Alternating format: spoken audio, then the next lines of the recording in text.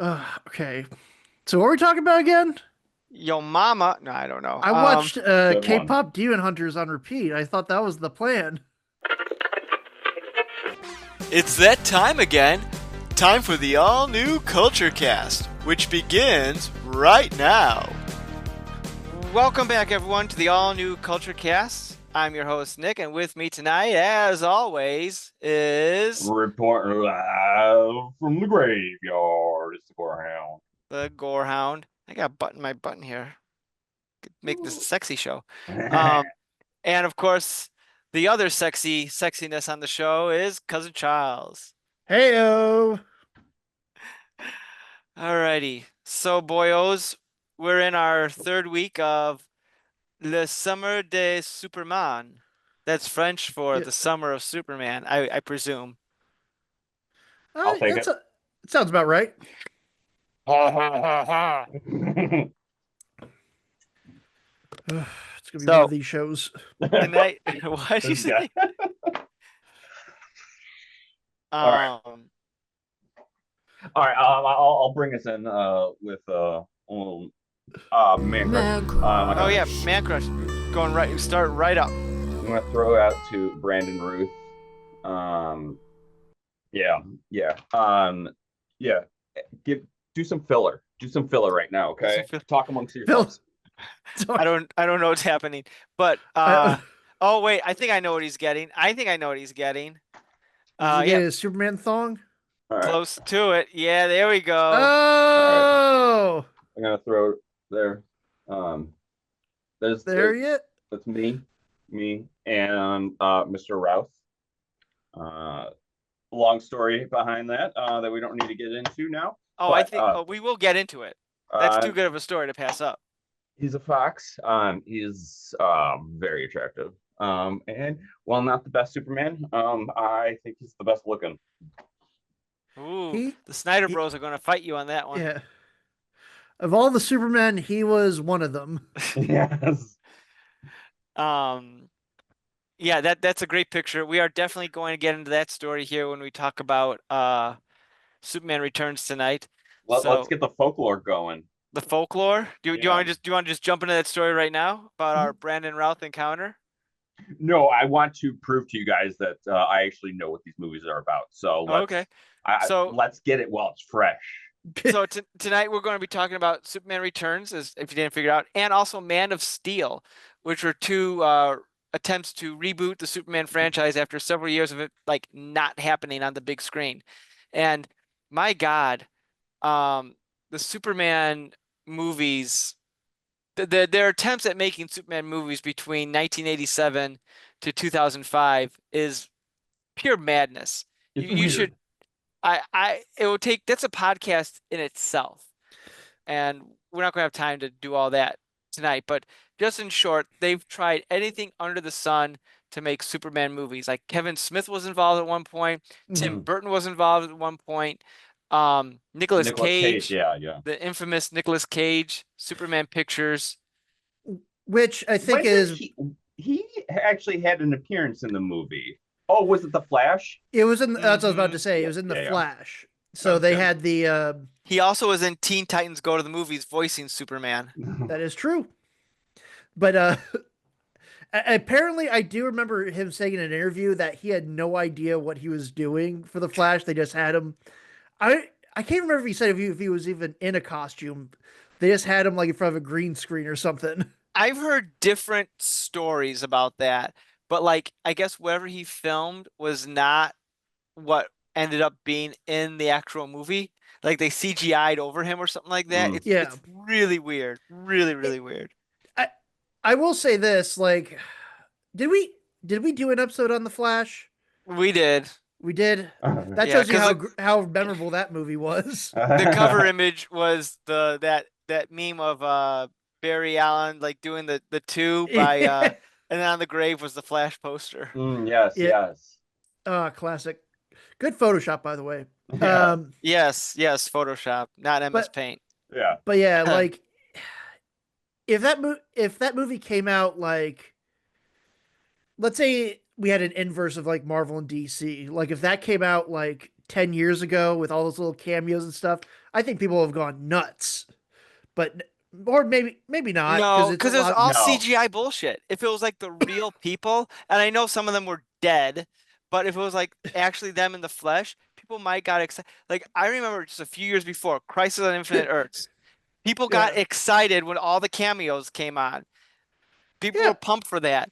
People were not pumped for like CGI monstrosities, No. eh, including of actors who were still alive, like Henry Cavill. Yeah.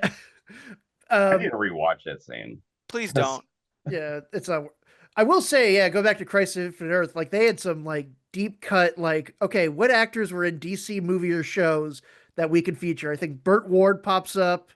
Um Birds of Prey, that like 13 episode yeah, show back in like 2003. it yeah, I Yeah. guess they kept being the birds of prey until the antimatter wave raced their earth. Um Good memory. who's the actor who was in Batman 89 who's like the Oh, Robert Wall. I have a yeah, Robert guest. Wall pops up. He's aw, I have a Oh, little look at guest that. here. This is aw. Isabella. Hi, Isabella, huh? Isabella. What's your opinion on Superman 3?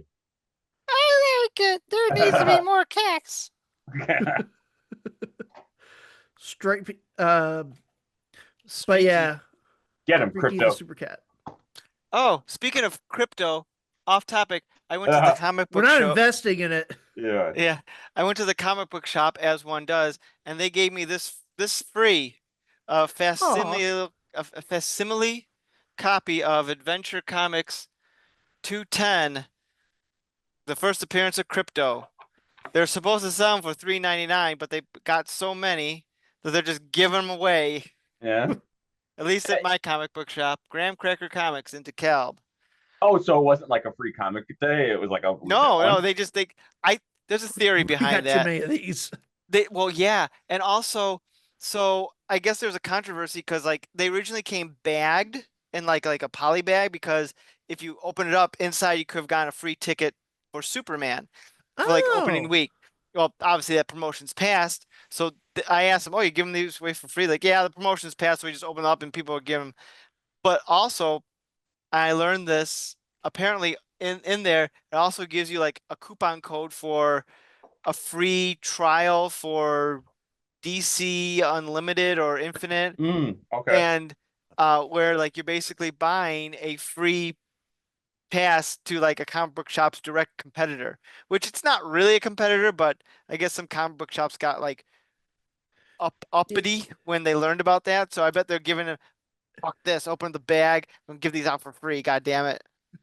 I can Yeah, see that. ask Yeah. ask Blockbuster how they would feel about that. Where did you hear about that?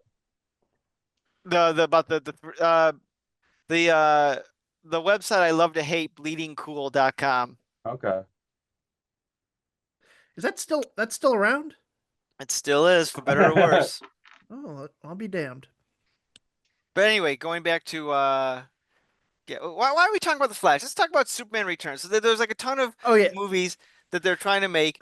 J.J. Abrams was involved. Mick G was involved at one point in time, and the J.J. Abrams script, Superman Flyby, pure madness. I don't know what the hell they were thinking when making that, but I don't have enough passing knowledge. What was in Superman Flyby? it's That was like let's take the Matrix, but make it a Superman movie. Like Superman's like the chosen one who gets sent away from Krypton to like because he's like a secret prince or something. And some of these details might be off. And then Lex Luthor's another Kryptonian agent come to Earth to track him down, but Krypton doesn't actually explode, and it's like I mean maybe it would have been good, but it wild, absolutely wild. And then Sex Pest Bryan Singer, hot off the X-Men, had a take on Superman, which basically was, let's do what we did before in the 70s and 80s. And they're like, sold. And then we got Superman Returns. eh, So I have It to did say, flow very well with the earlier ones. yeah, for the most part. And Yeah. I remember when this movie came out, I could not have been more pumped for it. I was like so psyched to go see Superman Returns. The day it opened, This is when 3D movies coming out in 3D were newer, and like it's pre-Avatar. And there was Hmm. like 17 minutes of this movie in 3D on the IMAX screen. So Okay. my mom and I, like, we would go to see movies together all the time. And so we went to go see Superman, and we're like, let's do the 3D and IMAX is gonna be great. And I'm sure it's crappy, but at the time it seemed pretty Yeah. cool. But Do you remember what scenes were the 3D sections? The, I some of I them were want pretty clear. I want to say the plane sequence Yeah, that'd be pretty cool. Yeah. and some of the when he's like lifting the boat with Lois Lane and Cyclops and the kid. Yeah. I think that part was 3D. I'm sure others. Oh, and I think at the end when he's like flying to like the camera and all that, I'm sure more parts were, but I remember those Okay. specifically. Which that makes sense. I mean, those are like the big sequences because it's not really, and this could apply to the a lot of the Christopher Reeve stuff. Are there really action scenes, or are there just scenes that happen where Superman's doing is lifting something? Like, there's no real like. Yeah. I mean, yes, he is rescuing the plane, but there's no real sequence of Superman fighting anybody in most of these movies. Like, It seemed pretty boring. It yeah, and it's just like I'm so sick of, partly because we're watching these and I've been watching others. I'm sick of Lex Luthor. Like it's I don't know why he's always the villain in these. because you need Because a white guy. he's the like the Superman's arch nemesis. But yes, they could have branched out. I get why they brought him back for Superman Returns because they want a homage back to the originals. In the 70s and 80s, there's limited what they could have done back then, but like by 2005, they could have done something more. But Well, I don't know. yeah, I mean, the best idea that they had, and again, this goes back to Superman Lives, which I did want to add. There was about 10 years ago. Is that a There, movie? that no, that was the Nicholas. Oh, outline. That was the title of the Nicolas Cage one. Oh, Um, okay. but there's a documentary that really goes into detail and has a bunch of behind the scenes, like pre-production stuff. Um, I think it's called "The Death of Superman Lives." I have it somewhere on my Mac because it was like I bought into like the Kickstarter. Um, Hmm. you would. yeah, yeah, I would. But I mean, with that movie, their best idea was Death of Superman, and that seems to be That like, they were trying. yeah. It, go ahead. That was like the thing they were trying to do. It's weird that like Superman's most iconic story that everybody knows about is the death of Superman. Because how many times has it been featured as a story point? Superman Lois did a death of Superman. Again, Batman v Smallville Superman did. technically Smallville, yeah. Batman v Yeah. Superman technically does death of Superman. Um, try to I feel like there are others, but the point still stands. Where it's just like Doomsday shows up, beats the crap out of Superman. Everyone thinks he's dead, and then turns out he got better. I mean, it love it or hate it. And Gorehound, we did a podcast on it several years back. Yeah. That story of Death of Superman is great, and it's really fun to. And I would love to see that it get made into something worthwhile. Here's the thing, though: you actually have to care about your Superman dying in order for it to make an impact. Like David Cornslet Superman, I'd probably get a little choked up if he died. I I'll be honest, I don't remember much about Batman v Superman. I don't remember getting choked up by Henry Cavill biting the dust. Spoiler for a decades old movie now. Almost, yeah. But even this movie had a little touch of the death of Superman in it, where after he lifts the big rock in the space, he falls down to Earth, and you see a newspaper, Superman's dead. And Perry's like, Yeah. well, just in case, we gotta be ready. And then the other one says Superman Lives, which I was like, I wonder if that was a reference. I will say the one kind of behind the scenes story that I learned about from that documentary that I talked about is apparently whenever like producers or like when other creatives on the team for Superman Returns would like kind of like spit idea or try to shoot down Bryan Singer's idea, he apparently had an assistant that would bring him a photo, the pre-production photo of Nick Cage as Superman, and be like, "This is what you guys were trying to do. We're not doing this." Yeah. Which I mean, fair enough. So, Like, Gorehound, tell me, what's the plot of Superman Returns?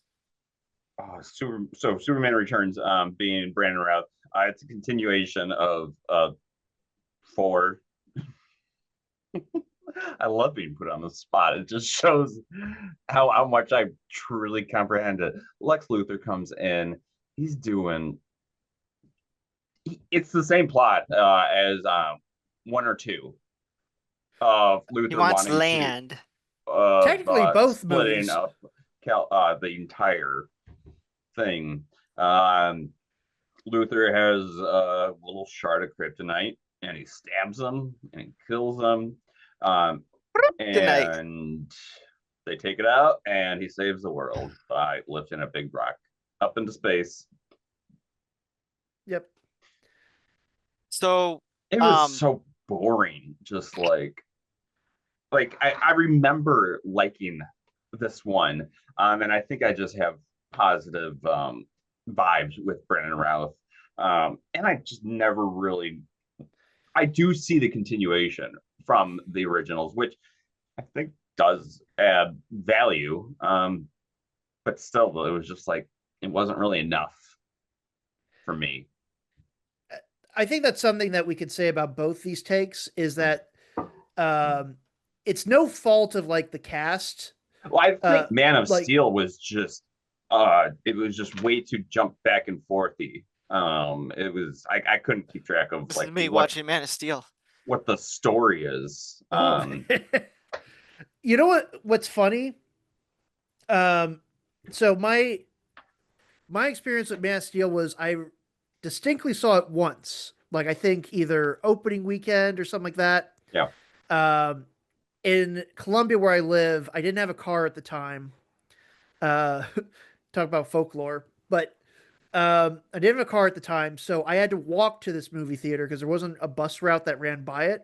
It's about a 2 mile, maybe 3 mile walk, which I was from where my apartment was at the time, which again, kind of a cool summer night. So I'm like, Yeah, all right, you're cool. feeling like Superman. Yeah, and I was really excited. I get to the theater, I sit down, and the entire time I'm like this. Just focused in on it. Just try to take it in because I'm like, what the fuck is happening? Yeah. And I just remembered being so bored and not entertained. And I will say, maybe it's because I'm getting older and like my cynicism is just like, I don't know, maybe I just like simple things. I remember smiling ear to ear throughout James Gunn's Superman. So that's at least something. And if you want to James know, Gunn being the newest one. being the newest one, yeah. Mm-hmm. And I ended that night because again, at that time when I went to the movies, I didn't just see one movie. I'd buy the ticket for one and then I'd plex into another theater. Nice. Do a twofer. That's what I did. I can't do that unfortunately I cannot do that with Megan. She gets way too hung up on what if we get caught. I'm like, we're not going to get caught. What are they going to do? I can't wait till my kids are old enough and like summer nights where we got nothing to do to take them to like go doing a twofer with them. Let's go see a movie. Let's hop into another one. Yeah. But the movie I snuck into was World War Z, and yes, the and CGI that was pretty dog. dumb, but I enjoyed it. I still enjoyed it. Like my night did not get better. Yeah. No, I was like, but at least I was more entertained by Brad Pitt monologuing about zombies. Well, before we go more into no, that was I was thinking of the Will Smith one. I Am he is Legend? Legend. Yeah. That came out like 5 years before, man. Yeah. well, which featured a Batman versus Superman poster in it. That it It's did. all I do connected. remember, yeah. Anyway, jumping back to Man of Steel, I have a confession to make. I You have like it. a soft spot for this movie. I recognize it's not great, but I enjoyed a lot of it. I like Brandon Routh and Superman. I will say when You mean Superman Henry was Cavill? getting what's that? You said Brandon Routh as Superman. I know, I'm talking Which about one? Superman Returns. Yeah. You said Man of Steel. Oh, did I? Oh, Yeah, you said Man of Steel. So I'm like, wait. oh, Wait, which sorry. movie do you have the soft spot for? Superman Returns. Oh, Okay. okay. Okay. Same Sorry. page now. About to have some looks for a second. Yeah. Sorry, I thought I said Superman Returns. My bad, my bad. Roll the tape back, folks. Yeah. Um, It is confusing. The two of these movies are the same Superman character, but just like two not wildly different takes. right. Yeah. I do have a soft spot for it. There are sequences like the plane sequence is great. I remember watching it in the theater where the sequence where Superman's just getting the crap beaten out of him and like Lex Luthor takes the kryptonite goes and fly. That got me in the feels right there. Yeah. Because like you don't fucking do that to Superman. Um, but I really did enjoy that movie. Now I know it has flaws. Lex Luthor's plan makes zero sense. I know he makes his own land, but no one's gonna want to fucking live on Ugly Island over there. Yeah. And like Long-term perspective. it's a dumb plan, dumb. But I just have a soft spot for it. I like it for what it is. I've seen it many times. It is long, like a little too long. And I got some personal fan theories about story plots, story elements of this movie. So Okay. we'll jump into them. You want me to talk about them now Um, or do you want do what are your what are your thoughts on Superman Returns? Perfectly inoffensive. They're like it's just kind of like it's not really that bad. It's not really great, but it's like, you know what? It's just fine. They set out they wanted to try Yeah, but to when you have a Superman movie, Superman, the leading one of the leading characters in the DC universe, like you need a good movie. We don't want another romance and Lex Luthor. They really emphasize the romance in this movie. And yeah, Superman more the so deadbeat than I dad. think the original ones. Yeah. Okay, so I have issues with that. Here we Oh, go. him having a child? No, I'm fine with him having a child. Oh. Again, that I got a lot of theories regarding that. I was But gonna say the modern. I was sorry, I didn't mean to cut you off, but I was gonna say modern Superman no. has a kid. Yeah, he has a couple of kids or something like that. I can't Get follow the some. modern comics. But he people can say, "Oh, Superman's a deadbeat dad." I'm sorry, you can't be a deadbeat dad if you don't know you have a kid. That's true. And he actually is Well, he's good. Superman. He's supposed to be a god. He's supposed to know everything. Well, he was off, Fucking know, around, look for Krypton. yeah, he's just dicking around in space. He doesn't know what's going on. So in fact, he a deadbeat dad would one know you're a kid and be like laters, and then come back and like, oh, I got a kid. Well, I'm gonna muscle my way into this kid's life, which he doesn't do. He's actually Because he's in very good care of James Marsden. yeah, and James Marsden does not play a douchebag in this movie. He's a good guy. He's trying. He realizes he's James Marsden. He's like, I gotta make a change in somebody's life. And he doesn't want to muscle in on that. Well, he doesn't know he has the kid until like the very end, mind you. But he's at the end of the movie, he agrees like I'll be here for the kid. I understand. I want to be a part of this kid's life, but I understand I'm not the primary, so I'm not gonna like fuck you, James Marsden. He's not gonna do that, and like that's a good thing. But the internet makes him deadbeat dad. Same thing with Indiana Jones. Indiana Jones didn't know he had a kid. How can you be a deadbeat dad if you don't know you have a kid? Eh, I mean, fair enough points. Fair enough points. I still think. I mean, we don't know. Superman could have used X-ray vision from like 1,000 miles away on Lois. Saw that she was pregnant. He's like, I gotta go find Krypton now. Then why'd he We come back? simply don't know. Um, yeah, I don't know. But That's a fair point. Uh, Credit to I don't remember what James Marsden's Jason character's White, Jason White. Gosh, pretty sure. Yeah, What's the kid's name? it's so white. I think it's Jacob. Here, let's Uh, the we'll little look this dead-eyed up. kid. Let's see. Does he just get the name Richard Son of White. Superman? Richard Wright, and the kid is Jason, right? The kid is Jason. Yes. Okay. Yeah, but credit to his character. You're right. He is not like a douchebag. Like, hey, babe. Like he's a very supportive partner, a good father figure. Yeah, James Marsden is anybody would not. love James Marsden as a dad. Yeah, James Marsden's movie may not be maybe the kid's stepdad, but he's the dad that stepped up. So the thing I had read once is that they wrote his character as if, what if Clark Kent was raised but didn't have superpowers and didn't have to be Superman? That's who he would be. I think that's what they Is were James trying to go for. Marsden? Yeah. Like just Should a be generally good you have guy really who does a thought good into it. thing. But he just doesn't need to have the superpowers and doesn't have to act like all, oh, gosh, Miss Lane, I'm all crazy.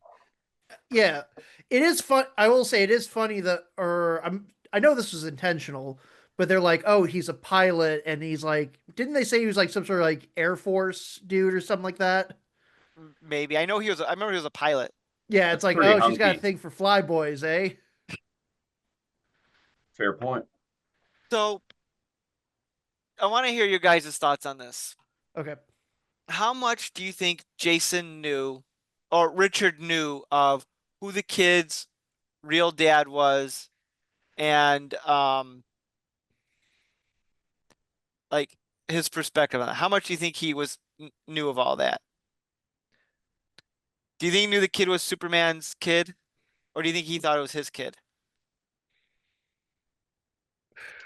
I don't have enough evidence to form an argument, but based on what I know, I think no, he did not. Because if he really is this great guy, he's presumably very smart, and he would be, if he knew, he would react upon it and manage it and bring it to the forefront. I'm going to say he had his suspicions. Grant, we don't know how long in uh like from whenever Superman left to when Lois started dating this guy, and presumably she was pregnant before he left. Like, I'm just saying, like the timeline's not adding up. Like, wow, it's like the scene in The Office where like Angela has the senator's baby, and and they're like, oh, he's premature. It's like a fully grown kid. Um, like that's kind of what I'm saying. Like he had, I'm going to say he probably suspected. I mean, he does call her out. He's like, oh, what about your article? Why the world doesn't need Superman? No, your other one. The night I spent with Superman. Like, one, I don't know why the plan was write about your like your date night with Superman, Your sexcapades. your sexcapades. um, Yeah, I do feel like they would have talked about this beforehand. Like, plus when the kid was punching holes through the wall, like, huh, that's weird. yeah. So my theory is he knows that the kid, well, obviously the kid is not his, because I don't think Bryan Singer would have written Lois Lane by getting a sugar daddy and just leading this guy on that this is your kid. He's not going to like a character assassinate an iconic character like that. I would hope not. the movie doesn't go into. I wish they did more, but I think Richard not only knew that the kid wasn't his, but was informed on it for obvious reasons, but also knew that the kid was Superman's. Because I think in this continuity, the stuff with the Richard Donner stuff, the earlier movies sort of kind of happened, but not literal. And my theory is, which was very popular in the comics, Superman and Lois were actually dating. And so that's when they had their, like people point to Superman 2 when Superman and Lois, hook up, and that's when she got pregnant.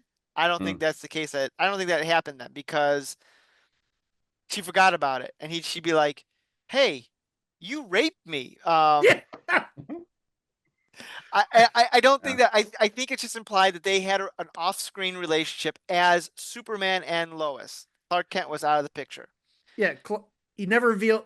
He never got to that point where he revealed that. Oh yeah, I'm Clark.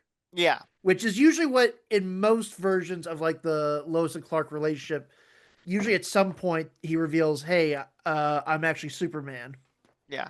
So But here in he's the just like the mask stays on. Yeah, in the Bronze Age of comic books, Superman and Lois were dating, and but she didn't know he wasn't Clark. So I think that's what happened, and they took off. He took off, to find Krypton. She started dating. She had the baby. Started dating the other guy. He knew that this kid was Superman's kid, but they did it in a way where media scrutiny was not going to be on him. So he outwardly claimed to be the kid's father, which by all intents and purposes he is. But I think he not only knew that, but was also supportive of Superman because he never seemed threatened by Superman. They had that conversation. Did you love him? Did you love talking about like past, boyfriends and girlfriends? And like at the end of the movie, when Superman's in the hospital, he actively encourages her to go and see Superman. Yeah. Like you're going to let him in. Why? Because you're Lois Lane. Like, duh, everyone knows that you two were a thing. So I think he's in on it. And he's okay with it. Yeah. That's my theory. That's a strong argument. Yeah. Yeah, and I would say the film, for the most part, probably leads to that conclusion. Like, there's nothing really. I mean, okay, here's another point supporting it. He almost, he very, and this is where it gets frustrating with the Richard Donner movies. He almost cracks the code that Clark Kent might be Superman. Like when they're they're talking about like, how tall is Superman? 6'4", about 225 pounds. Clark's about 6'4", ain't he? Like he almost figured out. Of course, Lois goes, "That's stupid." I do remember that. And Yeah. like the kid seems to know that Clark is Superman. Yeah, because there's like the image of Superman, then him. It's like, duh. Look, maybe Perry White's like, look, you gotta keep it on the down. Nephew, you gotta keep it on the down low. If he finds out that we know he's Superman, he's gonna mind kiss us away. All right, I won't remember the last year. Fun fact: Hugh Laurie, Dr. House himself, was almost Perry White in that movie. Really? Yeah.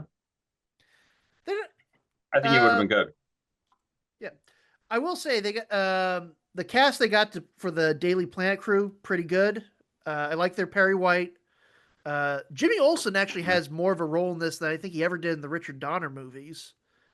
Like, Yeah, I think Richard Donner is just a cameo thing. Here he actually pops up and speaks and is kind of treated as like Clark Kent's friend. Yeah, he was pretty fun. Yeah, he's like, "Hey, let's go get a drink."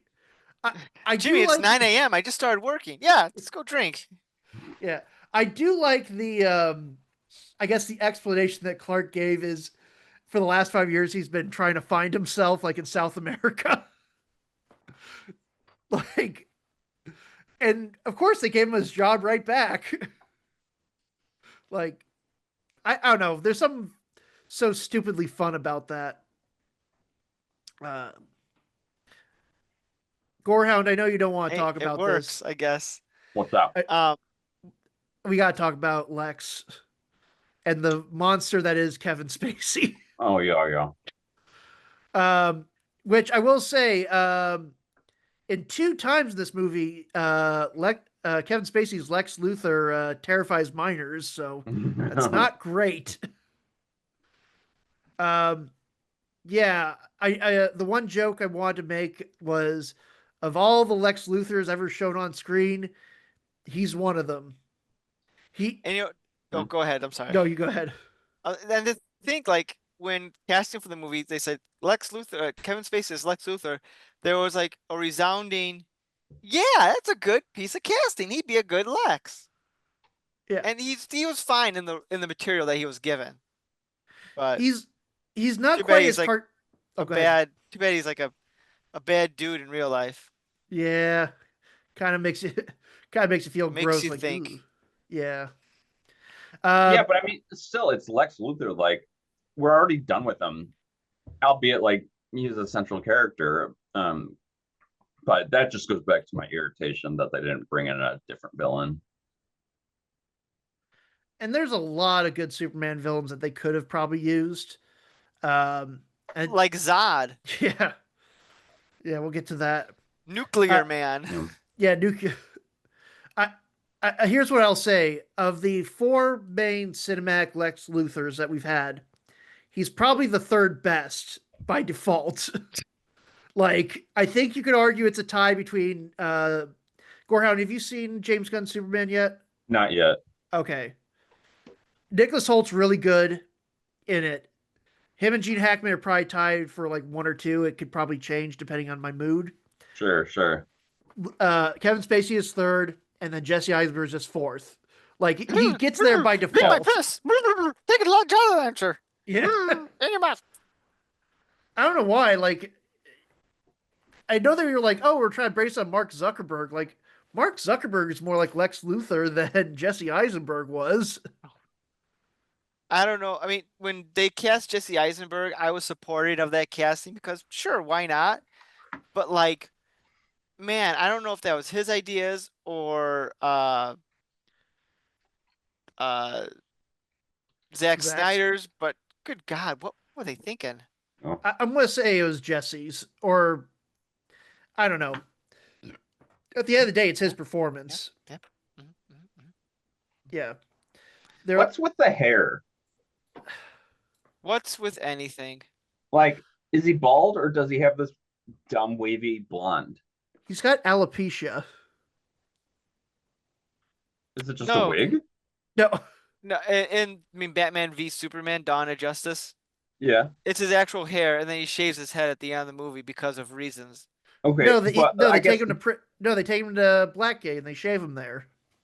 the comic origin of it, like, is that just his look? Oh, depends on which version of the comic. I'm so wonderful you brought that up.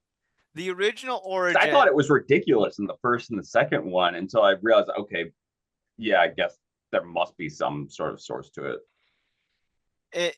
So Lex Luthor has kind of always been bald in the comics. One of the reasons he's bald in the comics, and I am not making this shit up, is that he and Superman, or Superboy at the time, were friends when they were younger. And Lex was doing some sort of experiment, and Superboy's like, "Ooh, Lex, that experiment's too dangerous. Watch out." And the experiment explodes, burns off all of his hair. Superman or Superboy blows out the fire or whatever, and then Lex blames Superboy / Superman for his baldness. Hence the lifetime of revenge. So you think that they grew up together? In early versions, well, not in the movie version, but in the comics, and some version of that, they grew up together. I would have liked to see that reenacted. It's called Smallville. I was about to say. Oh, was it? Well, they didn't. Well, he was bald in Smallville for other reasons, but the fire burning out his hair, that's pure comic book nuttiness. Silver Age nonsense. Other versions, he just got bald, Yeah. And the only reason why Gene Hackman and by extension Kevin Spacey's Lex Luthor wears wigs is because Gene Hackman, I'm not shaving my fucking head for this movie. Like, but he wears random wigs throughout the movie. Yeah, they style him. But I haven't watched Smallville, obviously, but this Rosenthum, Chris Rosenthum, Lex Luthor. Yeah, he Michael looks- Rosenbaum. Awful. What? He looks awful? Yeah, like maybe it's just because I had that realization that the Flash Supergirl Lex Luthor, I think that's like perfect. John Cryer. Yeah, yeah, yeah. Well, I will say this.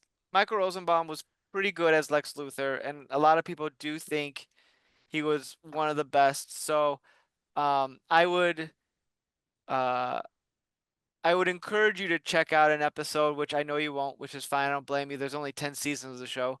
Um, I did watch Supergirl. Supergirl. Yeah. But Michael Rosenbaum was pretty good in the role. I don't know what you're looking at, but it might not be a good picture, but Okay. I I'd be remiss. Excuse me. Sorry, getting all belchy. I Oh, apologize you for getting our emotional? listening. A little bit, a little Yeah. bit. About Lex Luthor.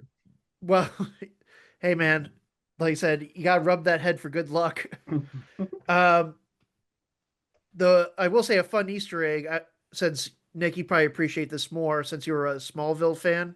And speaking of shiny heads, Well, Easter eggs. yeah, there you go. But I will say, when I was a kid, and I didn't understand this reference at the time, but when I was a kid, they had the Justice League cartoon that was on, and their Flash, which was the Wally oh, West version, was also voiced by Michael Rosenbaum.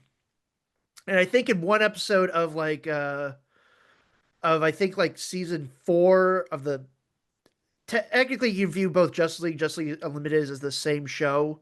They're just, but they as sometimes it is. categorize. Yeah, it is. But I think there was like one episode where the Flash and Lex Luthor switch minds. So Michael Rosenbaum basically does his Lex Luthor voice from Smallville. Uh, I think the one joke I still remember, he's like, "Well, so this isn't a total waste of my time. At least I can find out the secret identity of the Flash." Takes it I off have like, no idea who this person is. yeah. So I always like that. Again, I didn't appreciate it as a kid because I didn't watch Smallville. Again, because I was a little guy. But yeah, growing up now, I'm like, I see what you did there, writers. Good. Nick, have you seen all of Smallville? Yeah. Somebody Yeah. I think say. there's one episode I missed throughout its run, but I've seen that was a show my buddies and we all watched during college, and I kept up with it. And at a certain point, I'm like, I've been with it this long. Yeah, I'm yeah. sticking it to the end. Like many good CW shows, it goes on for like a stupid long amount of time that's on the air. But anyway, Superman Returns. Any other thoughts on Superman Returns? I clearly we keep going off on tangents on this movie, so it shows us how much there isn't there to talk about. Yeah. There's some cool shots. I will say, um, you know, the airplane sequence obviously is pretty kind of iconic in its own right. Mhm. Um, I will Did you say I notice? do. Oh, I'm sorry. Go on. The other one of the other scenes I really like, of course, is the machine gun getting shot at Superman. Oh, and then I, the eye. yeah, it could be a little silly, but I'm like, you know what? That's pretty cool. I haven't I seen that found it too before. dramatic. Like, Oh, because I want to see these scenes, but like, they're just dumb.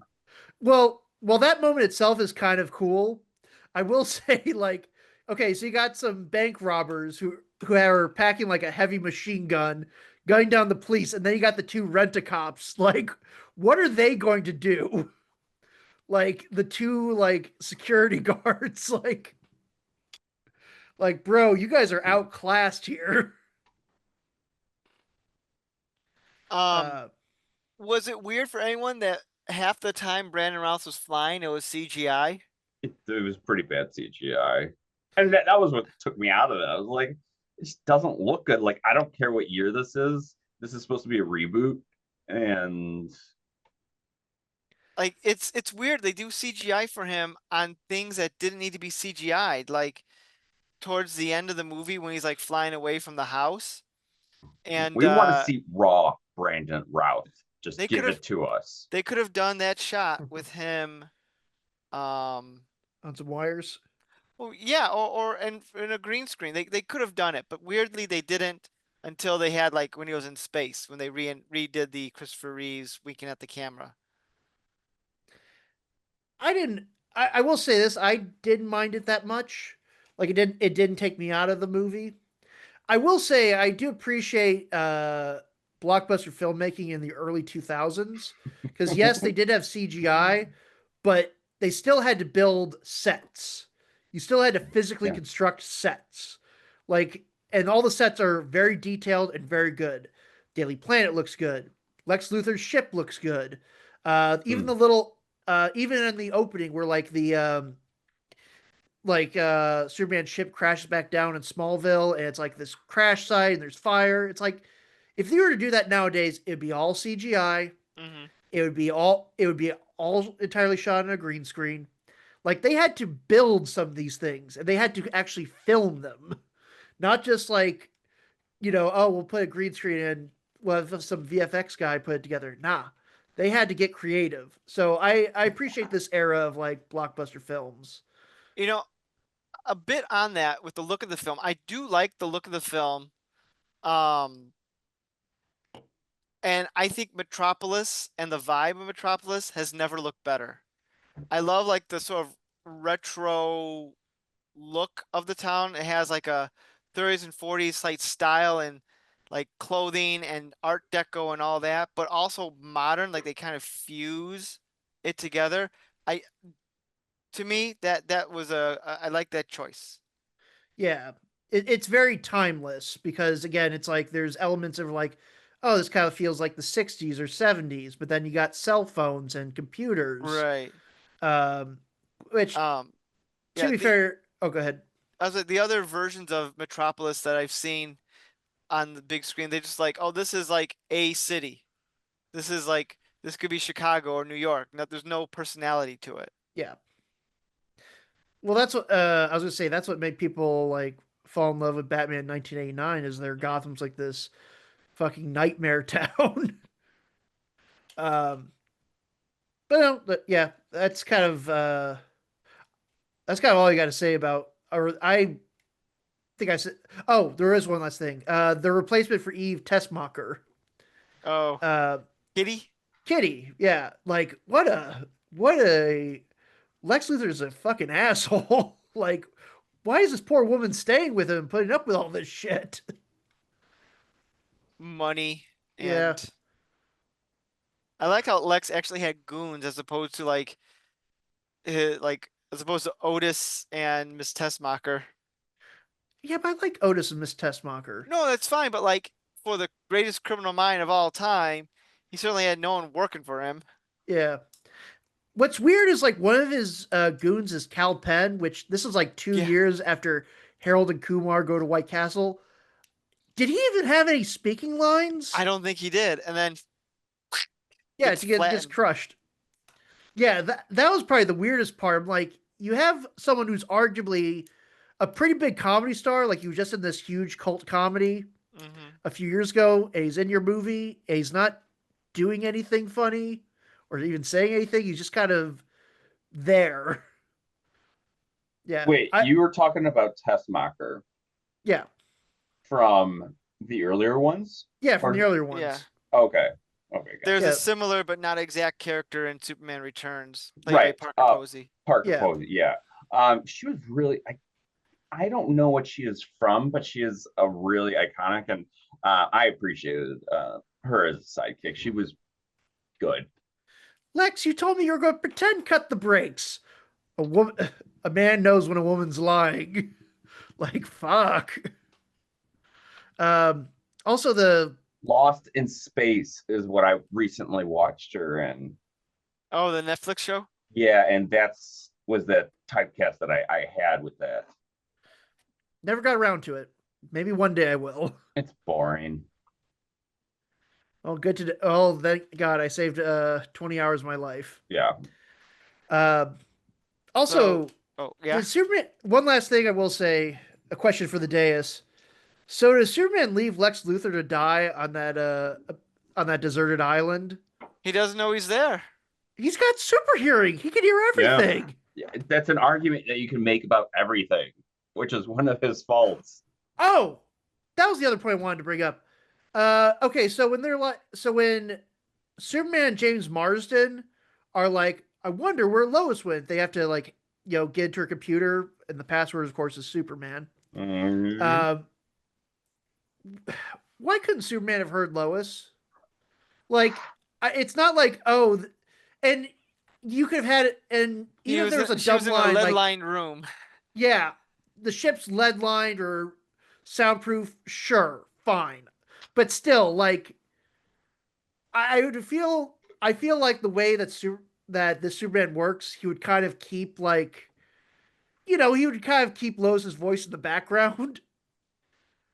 Also, what terrible parenting. She picks up her kid from school and is like, hey, we're gonna sneak around this greatest criminal mastermind's house that he won by being a fucking gold digger.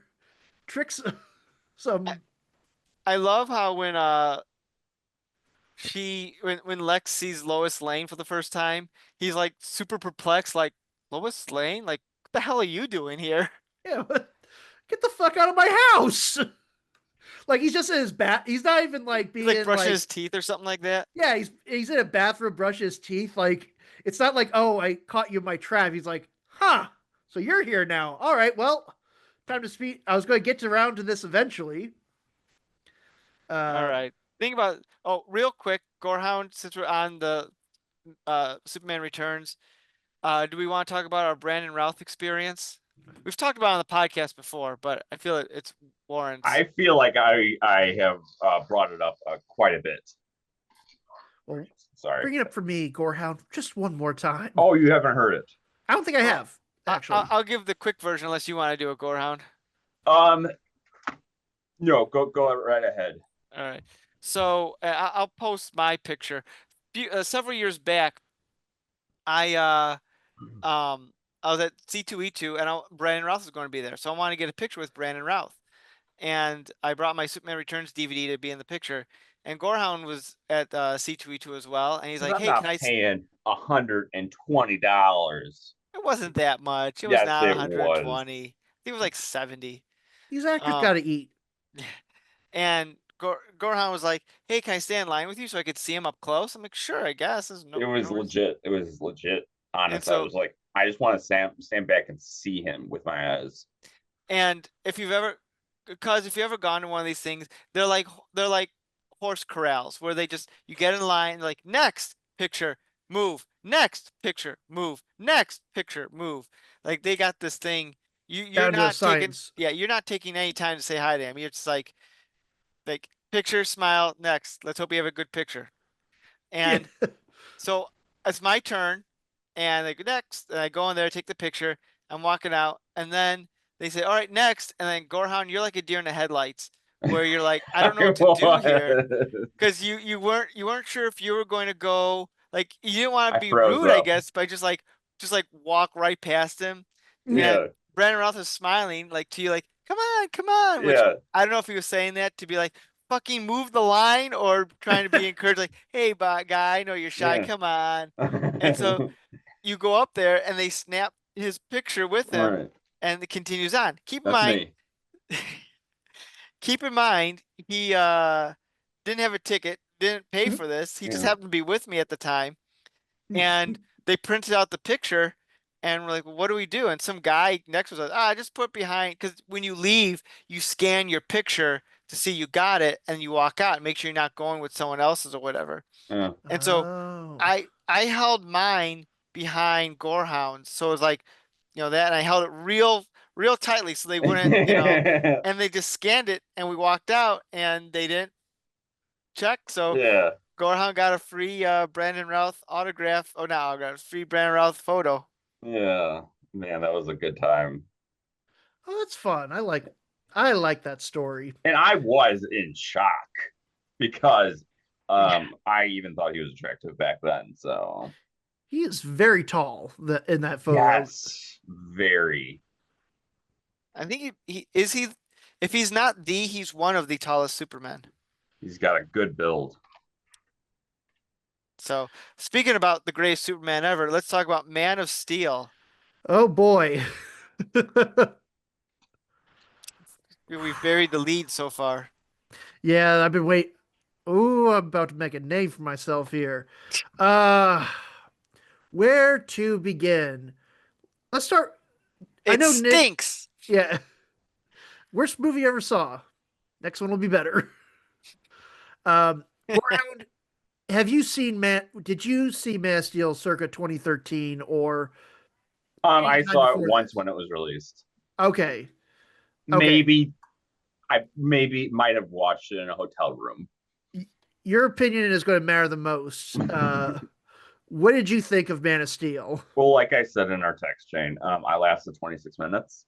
I couldn't take it anymore. I wanted a story. I remember seeing Superman or Henry Cavill on the ship, and I was like, "Oh, so they're just not going to explain it, or do we have to go backwards like this?" And then it was just like jumping, and I'm like, not doing it. I'm not doing this. I want to watch a Superman movie. I want to see Henry Cavill just being a farm boy and whatnot. And it was just like it took too long to get there, and just the opening sequence was so long. The Uh, craziness on Krypton. yeah, Yeah, like I love Michael Shannon. I love him. He is he piqued my interest. But like also again, like Russell Crowe. I'm not watching Russell Crowe. I'm watching Superman. uh, I will say this: Russell Crowe in 2013 versus Russell Crowe in 2024 in Craven. It looks like the Craven Russell Crowe ate the 2013 Russell Crowe. Like, Are you I'm fat shaming Craven Russell Crowe?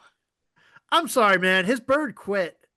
Like he still had that Maximus look in 2013, but by 2024 he's Yeah. Maximum. You know, oh man, we're going to get in trouble. Um, I saw an interview with Russell Crowe at the time. Like when he got the role of Jor-El, he's like, "Great, I don't need to work out for this. I can just wear whatever, and it'd be great." And then he read the script. He realized, "Oh shoot, there's a part of it where I'm actually in the Superman suit, so I have to." He had to go and like get into shape for that. Mm. He was not thrilled. He was thinking like he could pull a Marlon Brando and just kind of waltz around. Probably. You guys No, like Russell Crowe? what?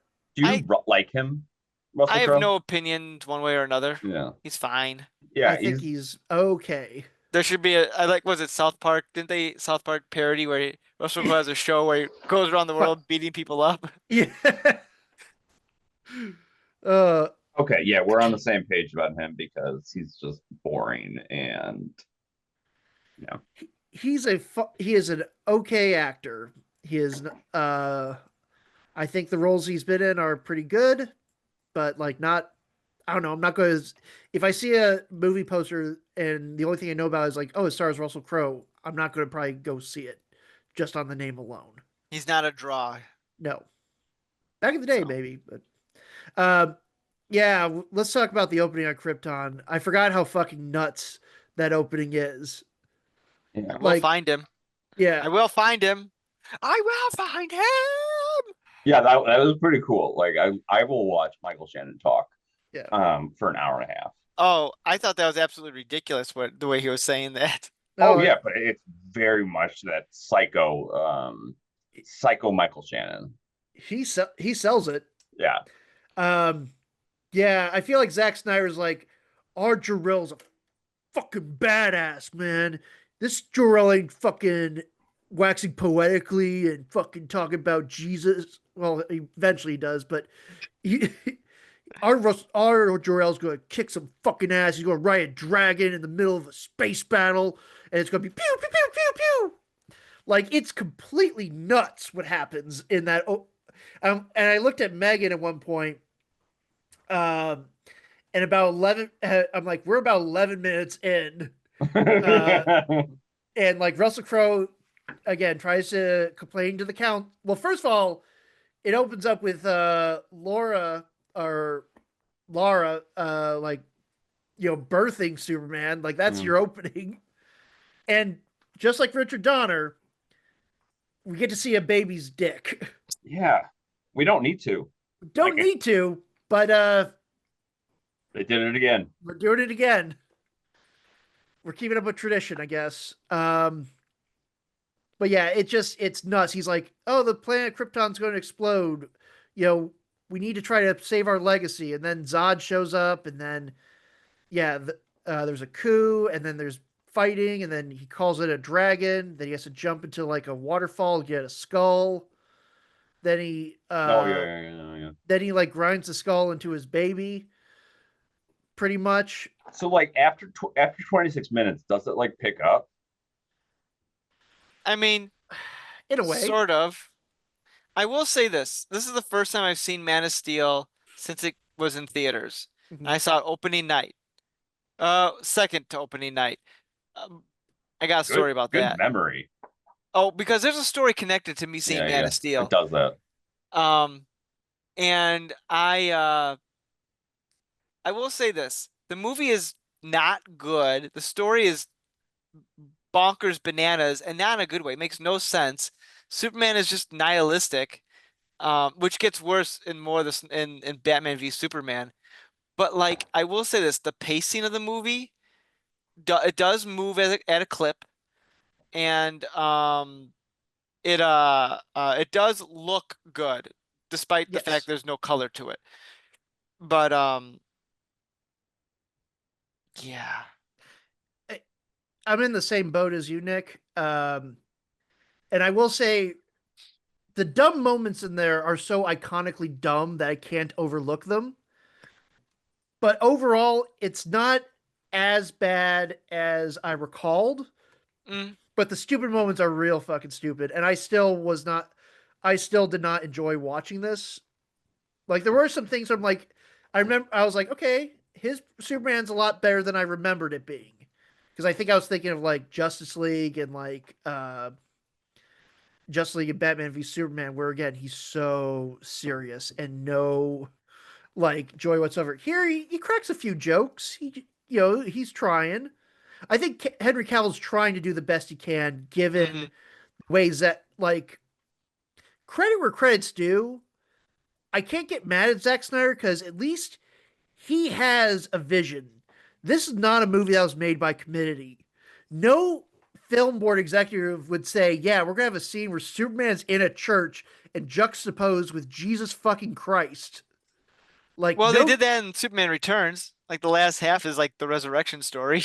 Yeah, but they don't literally have him in a church with Jesus in the background, framed in the background. Like, we get it. He's Jesus. Like, that's completely nuts. And so only a singular vision of a filmmaker could come up with that. So I do want to give credit to Zack Snyder. Like, I don't care for Second Superman, but I'm glad it exists because it, as bonkers as it is, it's a take. Did Zack Snyder do all three of the Henry Cavill ones? Technically, yes. Yeah. Okay. You could argue 2.5. Yeah. But which got restored to a full 3 with the coup de grace. I guess you could argue 3.5 technically, because he did half of the theatrical version of Justice League. Yeah. And then Joss Whedon took over. And I'll save more of this for that review, but I will say Joss Whedon, he did a good job. He took a 4-hour movie and made it 2.5. He was given marching orders and did what he was told to do. If he was allowed to do it from the ground up, it probably would have been more of a coherent thing. Yep. But anyway, the Is first Henry half of this, Cavill just the 3 movies? and he had a cameo in Black Adam. Black Adam. Oh, right. So it's Man of Steel, Batman v Superman, and then Justice League. Gotcha. I will say, technically, while Henry Cavill didn't have a full cameo, his Superman does. Oh, there he is. Like that? Well, yeah, his codpiece is staring right at me. In Shazam, you're talking about? Well, yeah, in Shazam and also season 1 of Peacemaker. Oh, yeah, that's true. Man, have you guys seen? You've seen it, Nick? Have you?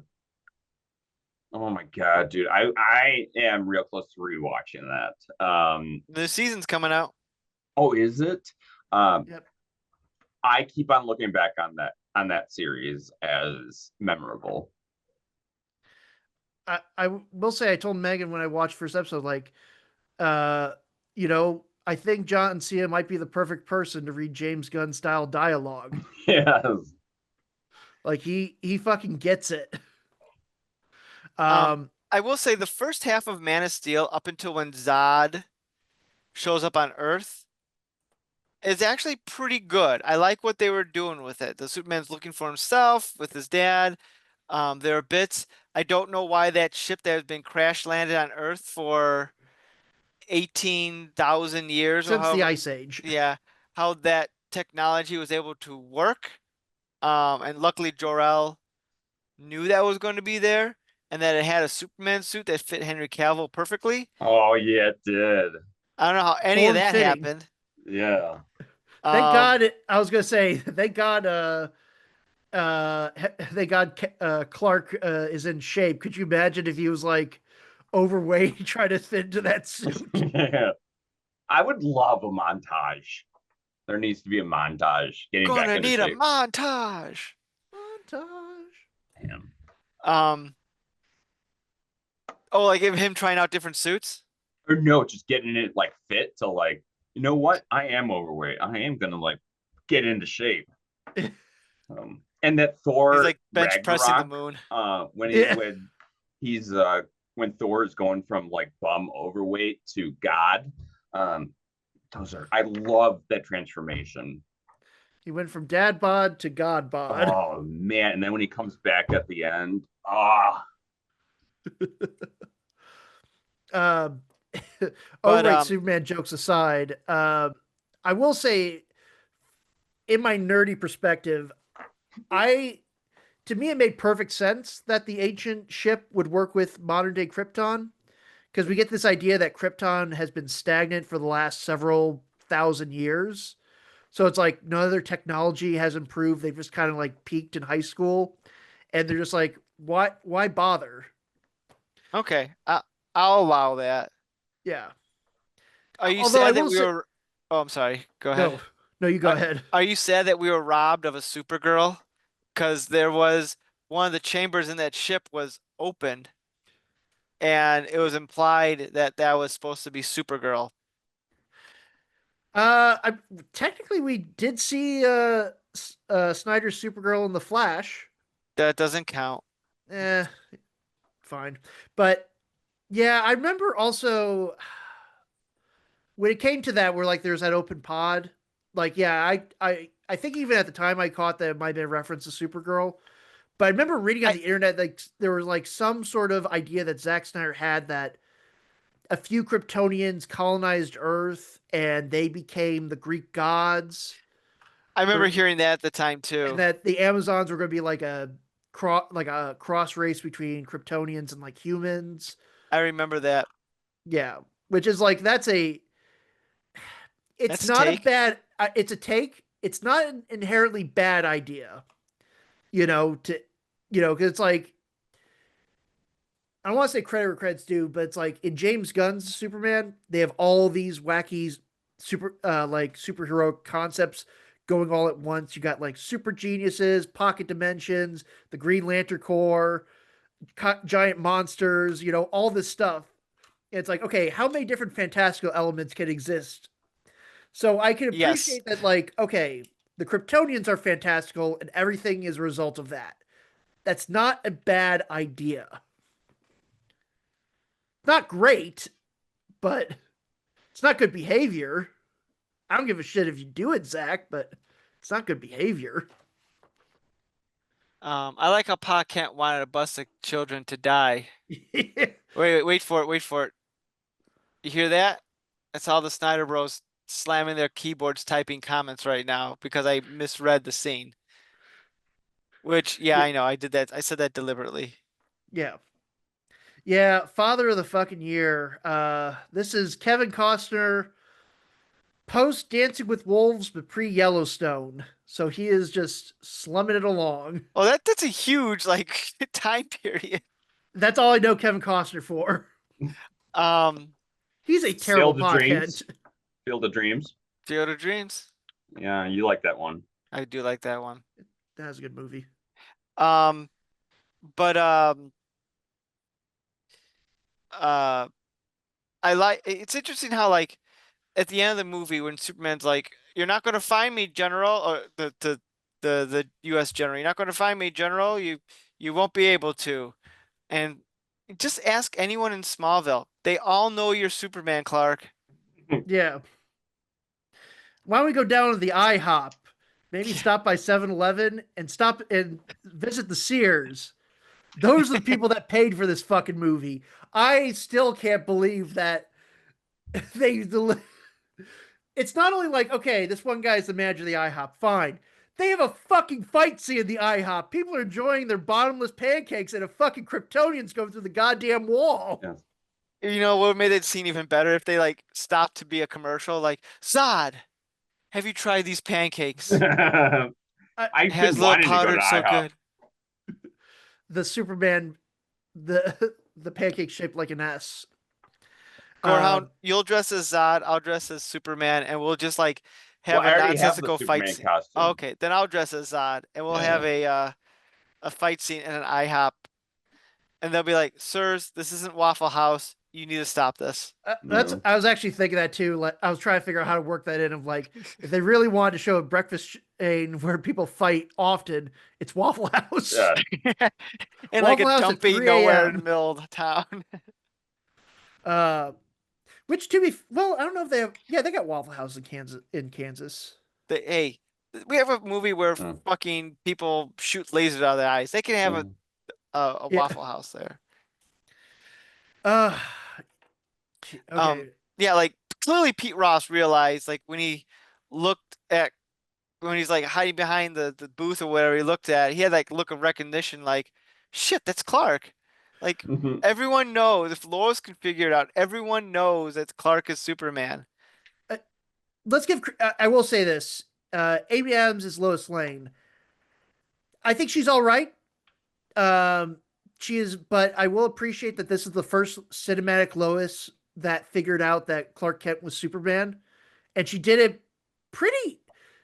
I don't want to say easily, but she kind of took the logical steps of like, try to figure it out. Like, okay, chasing the urban legends, which and eventually led back to Smallville. I like how she has superpowers in this movie. She is critical to this film. She How can did she get those again? no, she does. I'm just being Oh, okay. sarcastic because she can like teleport wherever she needs to be. Like she's in Kansas one scene, and 5 minutes later she's in Metropolis. I see. And then there's when she's at the end of the movie when they're putting all the villains back into like Phantom Zone. the Phantom Zone, she's falling from the ship because she fell out of it. While everything's getting sucked up, she's able to fall away from it somehow and not get sucked back up with Mm. it. Uh, that also does remind me. I'm going to bounce back a little bit to Superman Returns for a second because Megan will kill me if I didn't bring this up. And this kind of goes back to Lois Lane maybe superpowered during the airplane sequence. Oh, Uh, she, Lois Lane is getting knocked around the entire fucking fuselage. My wife was dying laughing watching that whole sequence go Yes. you sent down. me that video. She was like, it was one of those things. Like I thought she was gonna have a quick laugh. No, she was hardcore laughing for like 2 minutes before I started hitting record. So, love you, babe. I told you I'd get that reference in, but I'll post that video on the internet for everyone to see. there we go. But yeah, she's all right. I mean, they kind of get the spunkiness, I guess, of Lois. I don't know if this would necessarily be a good introduction to the character. Like, if you had no idea who or what Lois Lane is supposed to be. Because she's been in every other Superman movie. We know who she is. Yeah, Get over yourself. I guess so. Let's see Crypto. Yeah, Buy my James Crypto. Gunn's Crypto would be a pit bull. No, Rottweiler. Yeah, I'm Um, surprised that Superman's got 2 dogs growing up, and none of them are like they could have done it easy, like, oh, here's a white lab or something. It needs to be what if Superman was realistic? Even Yeah. though that theory goes right out the window, we have aliens flying around at the end of the movie. Um, yeah, and I think that that kind of gets to the biggest complaint, and again, it's very egregious when if you watch this movie and then you watch the newest one that's come out. Is like I get this is Superman's big foray into rescuing people. I can understand that, but he does not seem to give a fuck about the collateral damage or anyone else around him. Like I think he's walked down Smallville and he's just like, get out of here, go. Mhm. Like he's like Please Willy, leave. yeah, he's like Willy Wonka, like no, please don't go. Yeah, Like Batman gets real upset about that in the next movie. yeah, well Um, you'd be too if you caused 9/11 but times a million. Yeah, you 'cause know, it's Superman. what's interesting to me is that the Snyder fans will say like, it's his first day on the job. He didn't know that. Like, it's one, it's fucking common sense. And two, he's been saving people for decades at this point.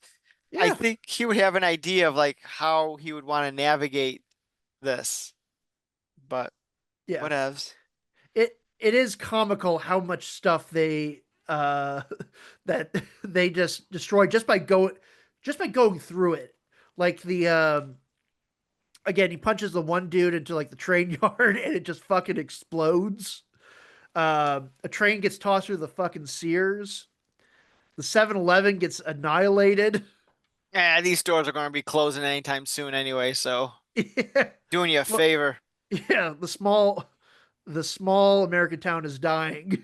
We're just putting it out of its misery. Um, Um, yeah. oh god. And I then Zod's, oh, I'm sorry, go ahead. no, you go ahead. Zod's plan makes not a lick of sense.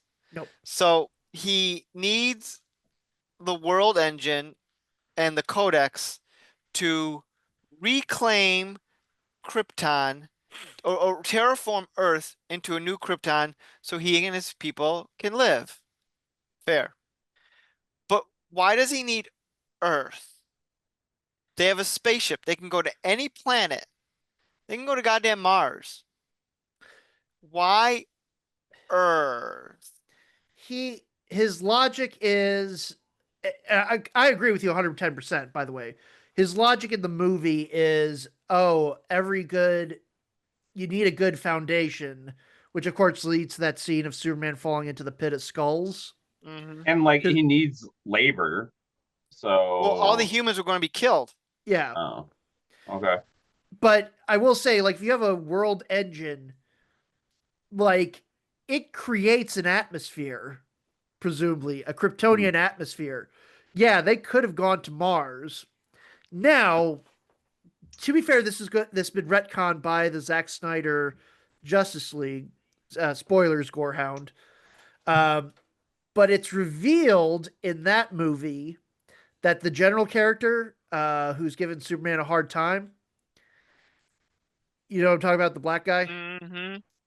He was actually Martian Manhunter the whole time. Which is fucking dumb I'm sure if he because got, yeah, because like it people that was an online theory the beginning of when Man of Steel came out, and Zack Snyder gave into that theory. That was never his plan at all because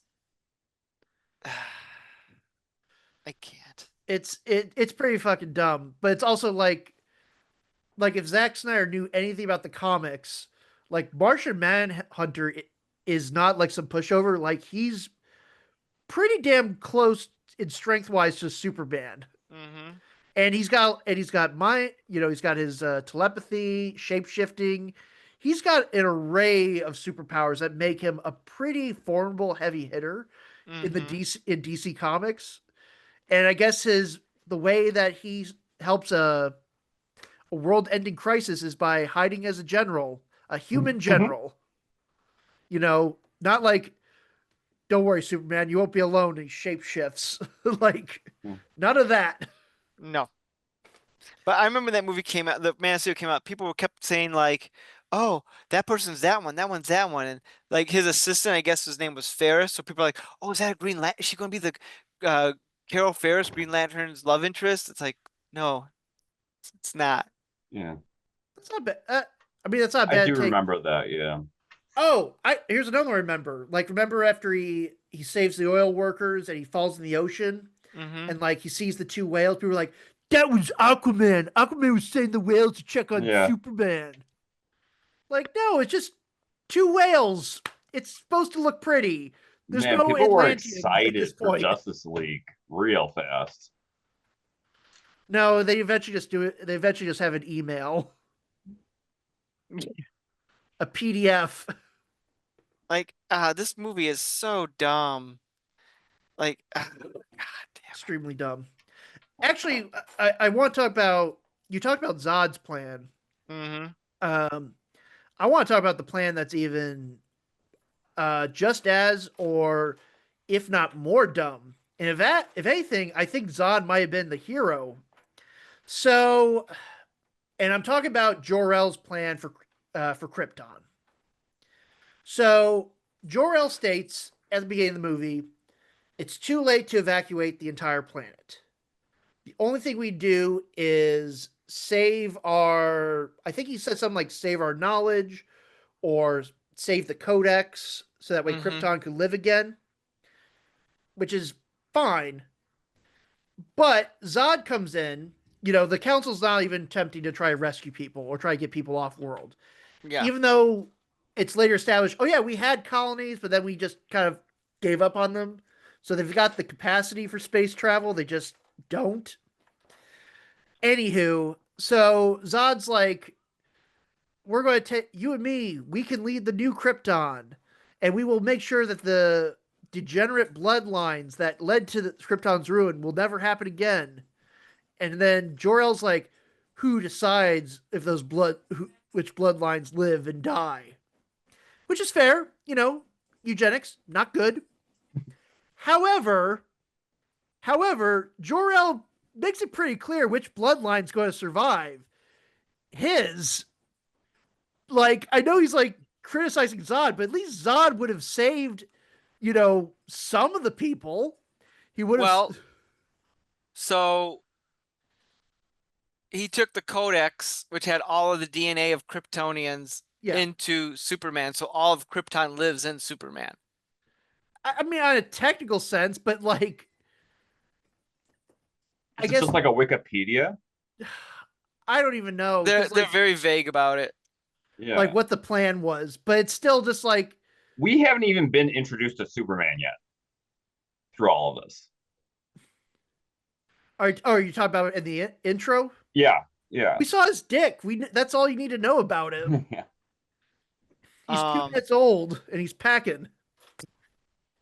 But yeah, so Jor-El's a genocidal maniac who, yeah, Zod might be a dick and, you know, decide which families don't get to continue.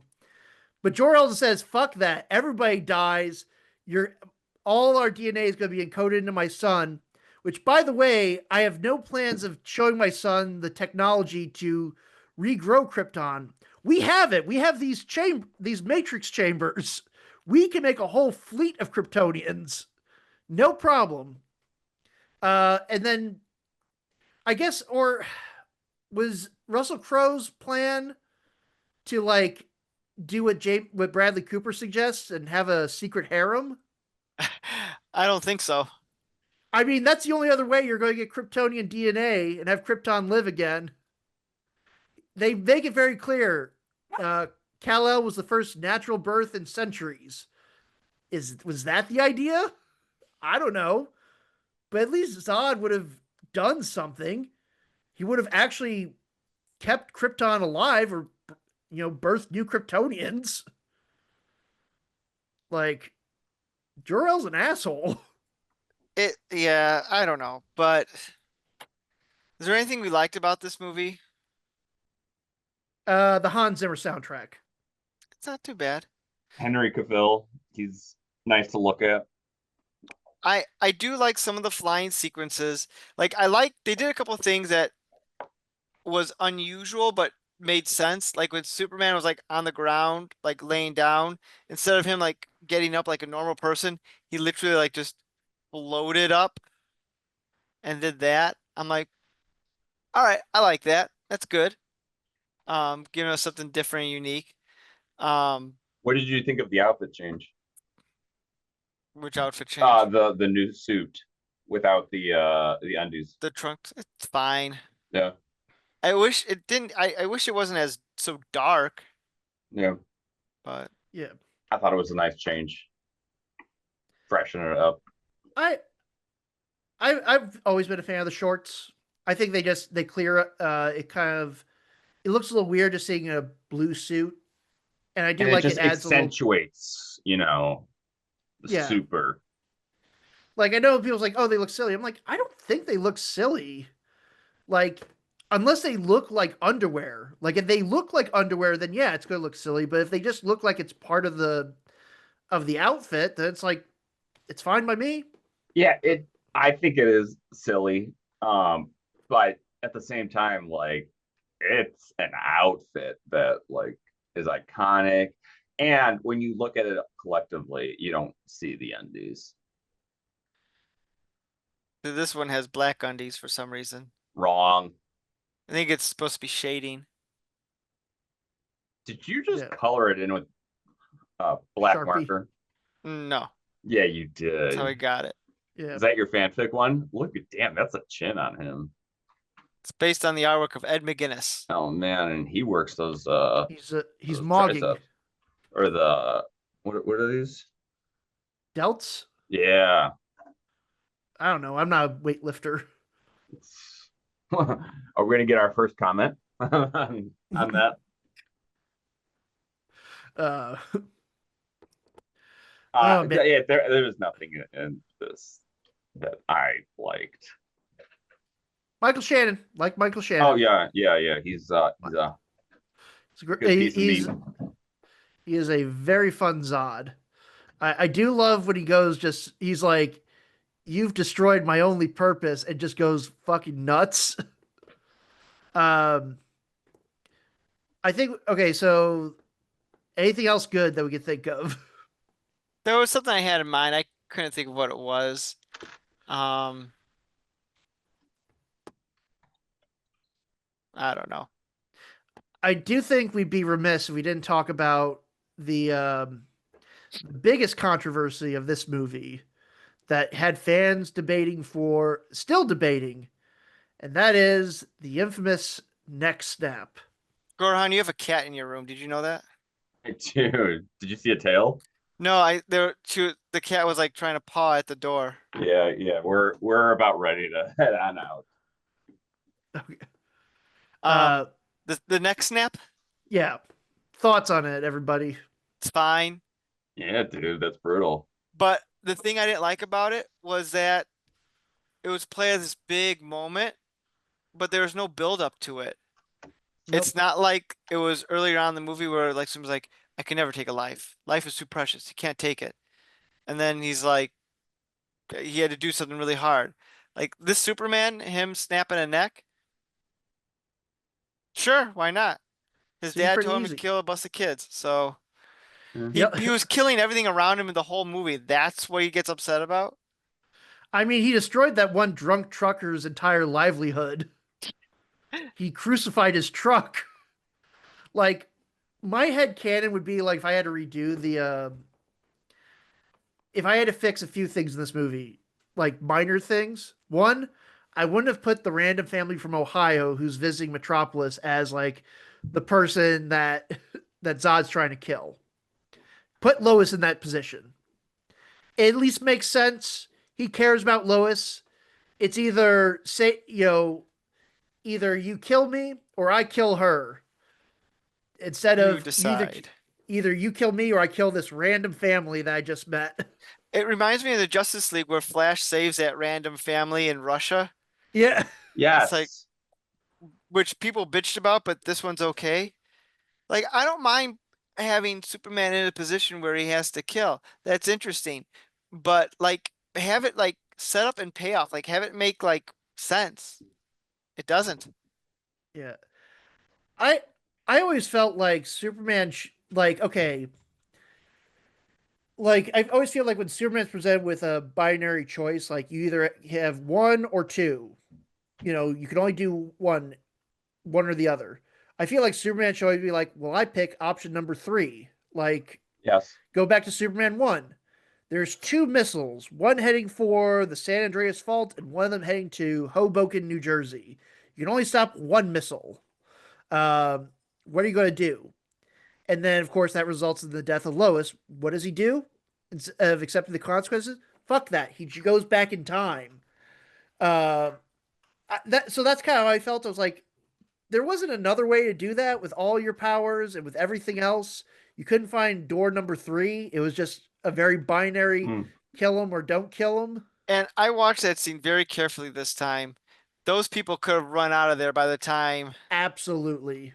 Absolutely. They had so much time. Like, I get like, I think they could have just ran forward and they would have been just fine. Right. Oh, man. Yeah, so Um, that, I mean, and then of course at the end of the movie, Clark Kent joins the Daily Planet, so that way, oh, I'll be in dangerous situations, and no one will wonder why Superman is there all of a sudden. But it's like, I like Henry Cavill, I really do. I think he is the manliest man and a nerd's nerd. I Yeah. appreciate that. However, I I feel like he's only been like his Superman is like only got one personality. Like mhm. when he's in his human disguise or when he's Superman, he feels like the exact same person, which is fine. Except when you're going to be Clark Kent and you look like a fucking bodybuilder standing like 6'7", and you're like, "Gee, I'm the new Uh, reporter, everybody." I'm like, God, I wonder where Superman is. This guy who looks just very like credit where Christopher Reeve, like he nailed the yeah. mannerisms of Clark Kent and Superman to be so distinct that you could realistically say, yeah, they're two entirely different people. Yeah. Mhm. Like, but here it's like, yeah, that dude just looks like Superman with glasses on. Not to mention that Perry White, the Jenny girl, who I guess was supposed to be like the Jimmy Olsen character, and Steve Lombard saw Superman make out with Lois Lane in the rubble, Yeah, and they're not realizing, wait, something's. They all know. They have to know, especially Perry White. yeah. I do like Perry White's not it's not as I thought it happened in one scene, but it happened in a later scene where Lois is writing essentially like a conspiracy theory podcast of like I was in an alien ship and then my rescuer dropped me off in the middle of the Arctic. Perry White's like, we're not printing some crap about aliens in the Arctic. But then, which is like fine if you're a serious newspaper and not the New York Times with like, those like the Tic Tac video. That's fine. That's appropriate. But then his justification gets revealed later. He's like, could you imagine if someone like that actually existed? Where he's like getting all philosophical over it. I'm like, what? I think it's because he probably believes Lois, but also realizes that if they print that, they're going to be like papers. It's not a They're good gonna look. like they're gonna be the Weekly World News. Yeah. That boy lives. Uh, whew, boy, yeah, yeah. Man of Steel, it's not good. I am so glad I never have to watch this again. Man of Steal My Money. Yeah. Man, Well, there's Mr. something else I was going to mention that's ridiculous, but I'm completely forgetting about it. Oh well, doesn't matter. This movie sucked. Let me tell Yeah. you my Man of Steel story really quick. Oh, Oh, oh, wait, well, hold on. Before you do the Man No. of Steel story, uh, and go back to how Kevin Costner sucks. Pa Kent's death. How have we not talked about Pa Kent's oh yeah, cat? that's what I was Yeah. going to bring up.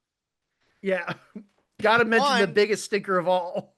Mr. Kansas Farming's my life. Hey, it's a tornado. Go for an underpass. No, you never want to do that in a tornado. You will die. And then he goes to save the dog, which Clark should have and could have done, and no one would have thought anything weird about it. Yeah, it wasn't like he had to run far off. Like Clark could have just made that pretty quick at human speed. Right. Also, Martha Kent was right there. She locked Yeah. that poor dog in the car. Like, so really, Was it's there Martha's fault. any interviews discussing that? Like the purpose behind it? I'm sure there was at some point, but I don't know. Yeah. I don't care enough to look it up, be perfectly honest with you. No, that's smart. Um, Yeah. yeah, it's pretty dumb. I get it's supposed to be like going off the Richard Donner death of Pa Kent, but at least that one, it's hey Superman, with all your powers, can you stop a heart attack? No. Like it's kind of like poetic, like, yeah, you've got all the strength, but you can't stop death. Here it's like there's a big fuck off tornado coming, and Kevin Costner goes to rescue the dog, and instead of allowing his superpowered son, who probably could have grabbed him even without super speed Mm-hmm. and brought him to safety, he just goes, nope, just let me die a horribly painful death. Like, I've never been sucked up by a tornado, but I watched a documentary about it, and it sounds fucking horrifying. Like, that is not a pleasant way to go. So, yeah, the fact that, and also, wouldn't it be more suspicious when people go, like, yeah, Ken's final thing was like he was putting his hands up as if to tell his wife, tell his son not to come towards him. Like, that was fucking weird. Um, so when I went to go see Man of Steel, it was a Saturday, and I was looking forward to it. I was working, I had a part-time job then at Jewel Osco. I was working Jewel Osco. That night was a family wedding. And my goal was, I originally said I was going to go because no one else from our branch of the family was going to be at that wedding. So in my mind, I felt obligated to attend. Mm. Um, You are a swell individual. yeah, I regretted it, but I told my dad like, maybe I'm not going to stay for the dinner. And like, no, you already RSVP, you got to. I'm like, all right, wedding, dinner. I kind of mapped out the timetable. All right, I'll Yeah. be able to see the movie at this time. Awesome. And I go there and I find out that your dad's at the thing. So I could have blew this off because I was told your dad wasn't going to be there. So I thought, well, I'll go in our branch's place. So he's there. I go to the wedding, hottest day in the world. The the sun is like shining in my face during the ceremony. I finally get inside and the like reception hour, which I think they had drinks but no food, was taking like hours. Like I swear to God, it was like 2 hours for them to do their pictures or whatever. And then they finally sit down. We all ushered in and we're finally sitting down. And before they serve us food, they do all the damn speeches. Mm. And the the father of the bride gets up to do his speech and he prattles on for at least 20 minutes. Oh, fuck. And it's like, oh my God, what is happening? I'm like looking like I'm not going to make this movie. Luckily, I didn't buy any tickets, Yeah. but I'm not going to make this movie. And uh Nick, where are you going?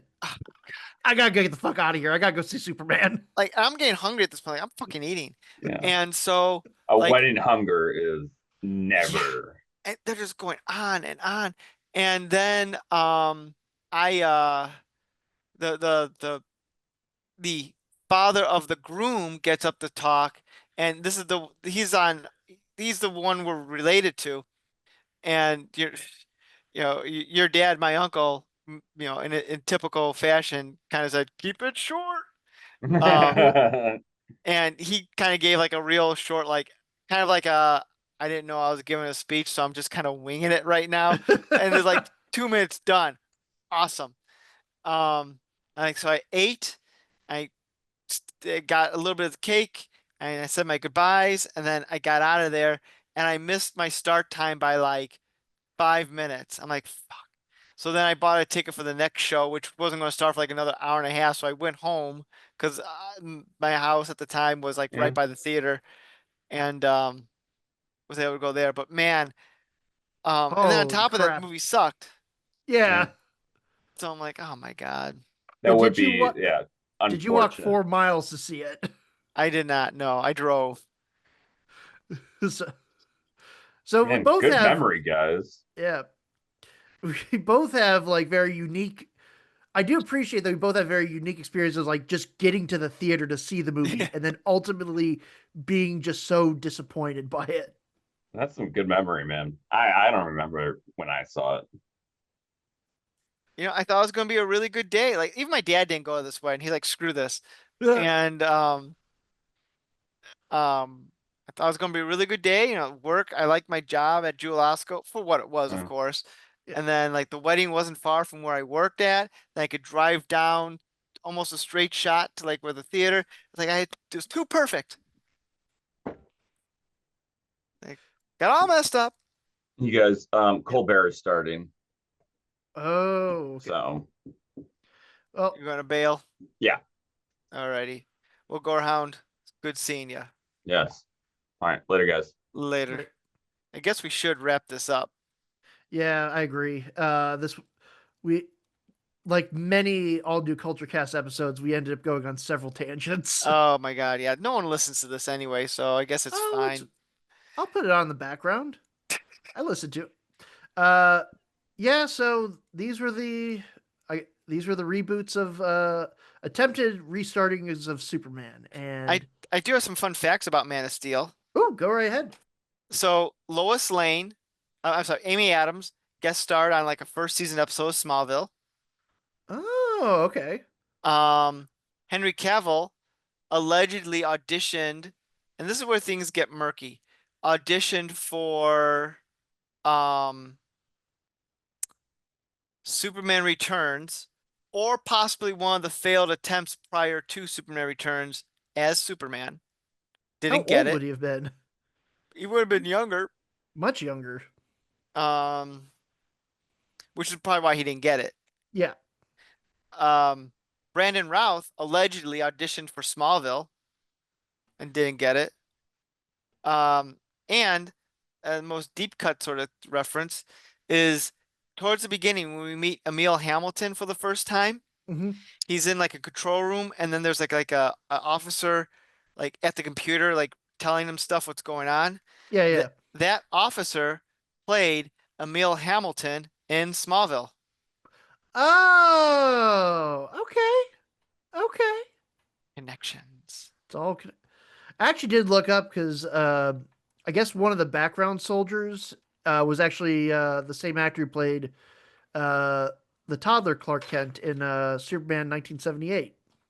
Okay. But it's not really like a named role or anything. Right. He's just like a little small cameo for fun. Yeah, for someone who's eagle-eyed, like it's that guy.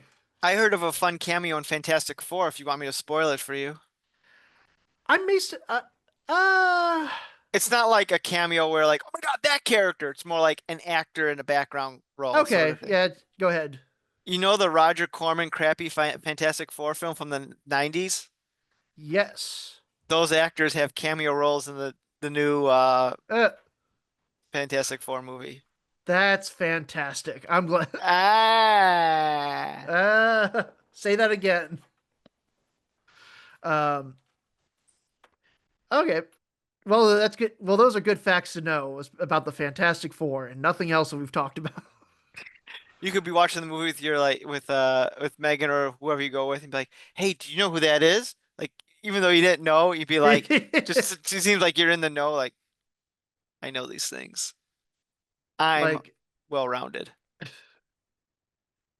that the guy who plays the thing talks to whoever the dude from the bear is. He's like, "So you're in a CGI thing, huh? I was in full rubber. I that shit was hard to breathe in. Now you're in a spandex thing. That's It was neat." made of asbestos. Yeah, We were tough back then. when men were men. Oh, good lord. Uh, yeah. So he's the Man of Steel, not the man of conversation. Uh, which, to be fair, there's a lot of talking in this. I So know. I know Like, Zack Snyder is being a parody of himself, but still, like, there's a lot of talking in Man of Steel. A lot about hope. Don't really feel hope, but they talk about it a lot. I did a podcast on Man of Steel when it first came out with Zach back in Uh, the old Culture Cast days.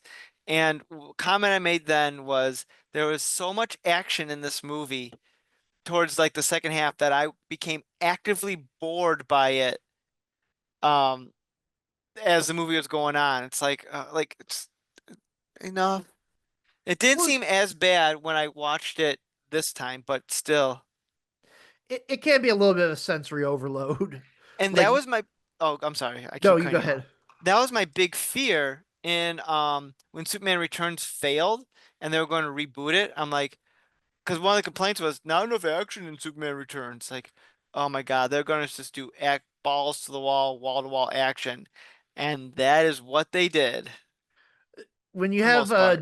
when Jor-El is doing like army takedowns and skydiving and riding a dragon, I think that tells you everything you need to know about the rest of the movie.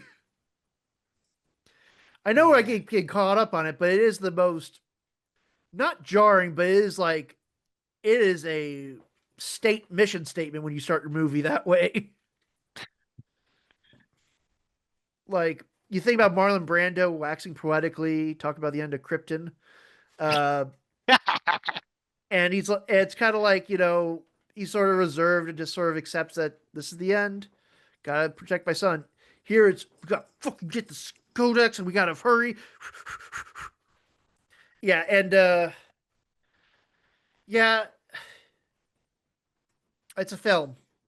It's a film I never hope I have to see again. There's so many missed opportunities in the movie. They could have done so much more with.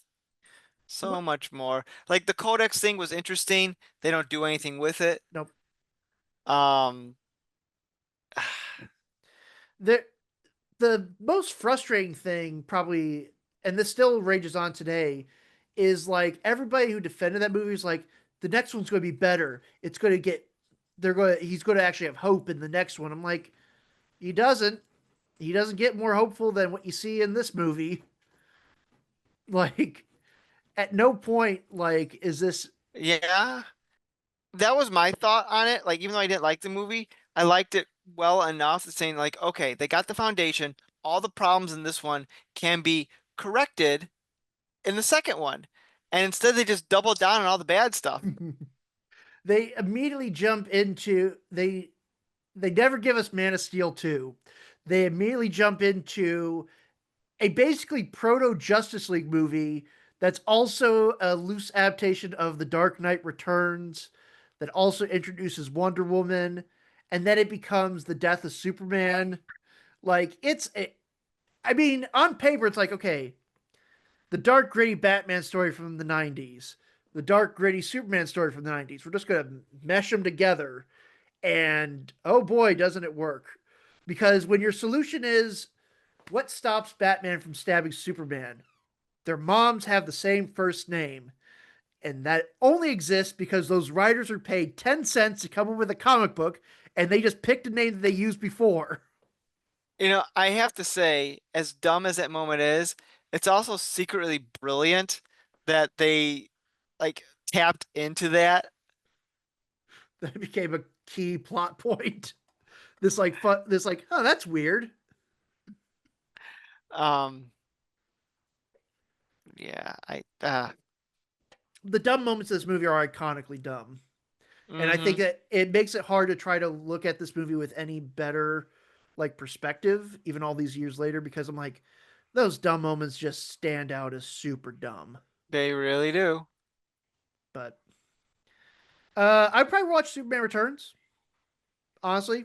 Like It's good. fall, That's a good one to have in the background. Like you're doing stuff, you're doing laundry. Yeah, just throw it on for some background yeah. noise. If it was on TNT, I'd put it on and watch in the background. I will say, I think more interesting things are as dull as the movie is. More interesting things are going on with Superman Returns and Man of Steel. Yeah. There, I said it. Internet, come at me. Why would you say something so controversial and yet so brave? So I can't remember if we revealed this in earlier episodes, but are we ready for the grand finale of this series? At least cinematically, if we do a comic, I don't know if we're doing that yet, but yeah, that'll be next week when we do part 4 of our. Summer of Superman. Sorry, my cat's doing something dumb. Um, is the Snyder Cut, which is We, actually Twilight, just so everyone understands that. yeah, the Snyder cut of Twilight. Oh fuck, he could have done that because Twilight's part 1 and 2 are two separate movies. That's He, true. he edited them together. There'd be a lot of Ayn Rand references in it, which I'm not nearly. I will say this: I'm not nearly smart enough to talk about his philosophy of superheroes and all that stuff. I just know it's a. Again, he's at least. It's at least a take. You know what I mean? It's not a. It's not like the Marvels. You know, it's not like a corporate like it's been filtered out. This is somebody's unique interpretation of superheroes. Is it a good interpretation? Probably not, but it is an interpretation. So I will stand by that. Like this is weird, and I appreciate how weird it is that this even got made. So that's my story, and I'm sticking to it. All right. Well, cuz I think we're going to wrap it up here. We've been going on for almost 2 hours, way too long that we need to talk about. So, for Gorehound who already left, cuz since you stuck around, this has been the all new Culture Cast. Hope you enjoyed our episode. Hope you have a good week, and we will see you next time when we talk about Twilight. Have a good one. You've been listening to the all-new Culture Cast. Drop us a line at nick.culturecast@gmail.com. We can't promise we'll read it. Theme music by Dana Vodovaz. Check out their work on YouTube at Vodovaz Music Productions. This has been a Saltwater production. Thanks for listening. I think animation superheroes is probably the best way to do these stories. Yeah, my favorite take on Superman or the DC universe is the DCAU. Yeah, Like Batman animated series to Justice League Unlimited. International or Infinite or Unlimited. Unlimited. Yeah, There we go. but no, and I don't think you'll find many people disagree with you on that because it's Snyder Bros. probably Snyder Bros, which I will never understand their obsession.